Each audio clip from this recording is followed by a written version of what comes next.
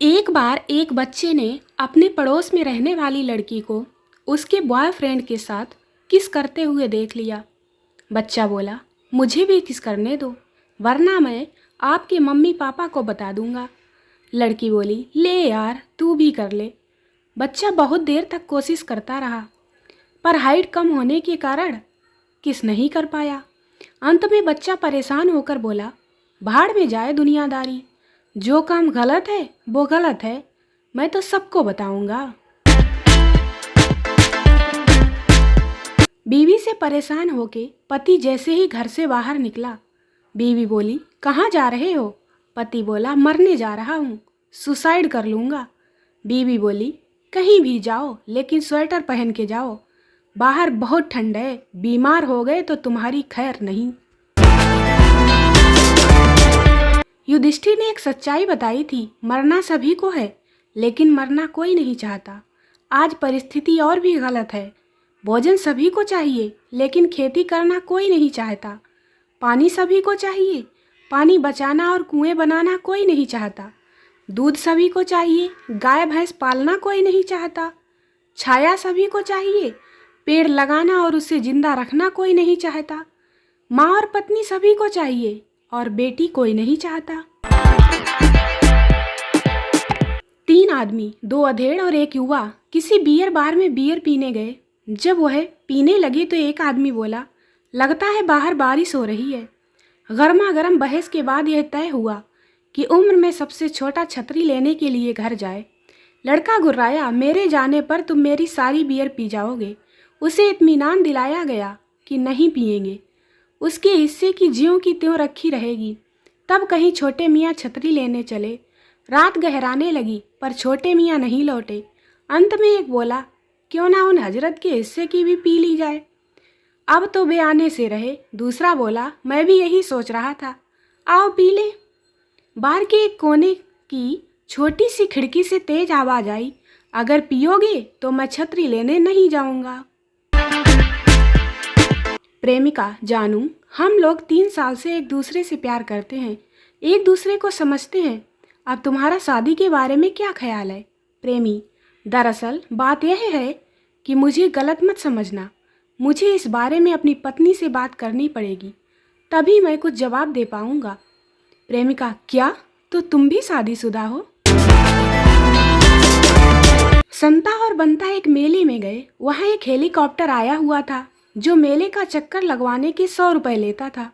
बंता helicopter की सवारी करना चाहता था पर संता बहुत कंजूस था। बंता बोला, यार 5 मिनट की सवारी करके तू कौन सा राजा बन जाएगा, 100 रुपये आखिर 100 रुपये होते हैं। बंता फिर भी जिद कर रहा था और संता बार बार यही कहे जा रहा था कि समझा कर, 100 रुपये आखिर 100 रुपये होते हैं यार। उनकी बातचीत पायलट ने सुन ली। वह बोला, सुनो, मैं तुम लोगों से कोई पैसा नहीं लूँगा, लेकिन शर्त यह होगी कि सवारी के दौरान तुम दोनों में से कोई भी एक शब्द नहीं बोलेगा, अगर बोला तो 100 रुपये लग जाएंगे। उन्होंने शर्त मान ली। पायलट ने उन्हें पिछली सीट पर बिठाया और खूब उड़ाया। आसमान में पायलट ने खूब कलाबाजियाँ की ताकि उन दोनों की आवाज़ निकलवा सके, पर पीछे की सीट से कोई नहीं बोला। आखिर जब वे नीचे उतरने लगे तब पायलट ने कहा, अब तुम लोग बोल सकते हो। यह बताओ, मैंने इतनी कलाबाजियाँ की, तुम्हें डर नहीं लगा? ना तुम चीखे ना चिल्लाए। अब संता बोला, डर तो लगा था और उस वक्त तो मेरी चीख निकल ही गई होती जब बंता नीचे गिरा, पर तुम समझते हो यार, 100 रुपये आखिर 100 रुपये होते हैं। कबाड़ी की दुकान पर एक संगीतकार ने अपनी वायलिन दिखाते हुए पूछा, क्या दोगे? कबाड़ी बोला, इस टूटे फूटे वायलिन का तो 10 रुपया दूंगा। संगीतकार बोला, बस 10 रुपये? इसे बजाना बंद करने के लिए 50 रुपये तो मेरे पड़ोसी दे रहे थे। प्रेमिका अपने प्रेमी से, एक बात बताओ, जब वजन, लंबाई, चौड़ाई यह सब नापने के लिए मानक हैं, तो प्यार, दोस्ती और विश्वास नापने के लिए कुछ क्यों नहीं है? प्रेमी काफ़ी देर तक लड़की की तरफ देखने के बाद बोला, देख, दिमाग मत खा, बेकार में पिट जाएगी, मैं पहले ही फिजिक्स में फेल हूँ। एक कॉलेज का लड़का एक तीसरी क्लास के बच्चे से, ओए छोटे, तुझे चॉकलेट खिलाऊंगा, क्या अपनी दीदी का नंबर देगा? तीसरी क्लास का बच्चा बोला, तुझे बियर पिलाऊंगा, ये लव लेटर जाकर अपनी छोटी बहन को देगा। संता एक पब्लिक बूथ में फ़ोन करने गया और बूथ के ऑपरेटर को 2 चांटे जड़ दिए। ऑपरेटर बोला, क्यों मारा, तेरा दिमाग तो ठीक है।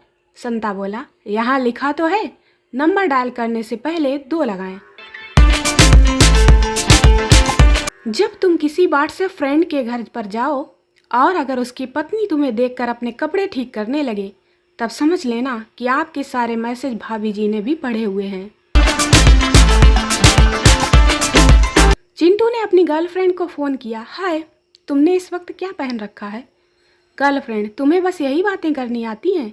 चिंटू, अच्छा चलो ये बताओ कि भारत को विदेशी मुद्रा भंडार बढ़ाने के लिए क्या कदम उठाने चाहिए? गर्लफ्रेंड, मिनी टॉप और स्कर्ट पहन रखा है, अब खुश? एक दिन भगवान ने एक आदमी की मेमोरी डिलीट कर दी, फिर उससे पूछा, क्या तुम्हें कुछ याद है? आदमी ने अपनी पत्नी का नाम बता दिया। भगवान हंसकर बोले, पूरा सिस्टम फॉर्मेट कर दिया, पर वायरस फिर भी रह गया। खास उम्मीदें तो नहीं थी मेरी रेल बजट को लेकर, लेकिन एक ख्वाहिश थी कि शौचालय में गलत नंबर लिखने वालों को 2 साल सश्रम कारावास की सजा का प्रावधान जरूर करें। सनी लियोनी एक साड़ी की दुकान पर गई। दुकानदार से बोली, सुनिए, कुछ दिखाइए। दुकानदार भौचक्का होकर, मैडम क्या बात करती हैं, भला आपके होते हम आपको क्या दिखाएं, आप ही कुछ दिखा दीजिए। सनी ने उसे जोरदार तमाचा मारते हुए कहा, बदतमीज, मुझे एक बढ़िया बिकनी दिखाइए। दुकानदार होश में आते हुए बोला, अरे ओ अंग्रेजी फिल्मों की बिगड़ी हीरोइन काहे गरमाती है, गलती खुद करती है, आंखें हमें दिखाती है, हमारी दुकान पर हम पर हाथ उठाती है, साड़ी की दुकान पर बिकनी खरीदने आती है। सनी, सॉरी भैया। टीचर, कल स्कूल क्यों नहीं आया? बॉय, मेरी तबीयत ठीक नहीं थी।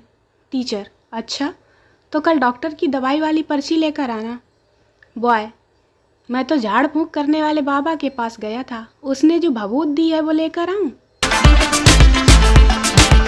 एक शराबी नशे में टुन्न होकर जा रहा था, तो पीछे से एक रिक्शा वाला आया। उसने कहा, हट जाओ हट जाओ।